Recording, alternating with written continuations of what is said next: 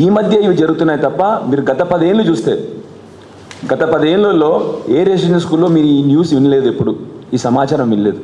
మీరు అన్నట్టు వాళ్ళు నిజంగానే ఏమన్నా, ఇప్పుడు చెప్పాను కదా మీకు ఇంతకుముందే, బయట అనుమానాలు వ్యక్తమవుతూ ఉన్నాయి.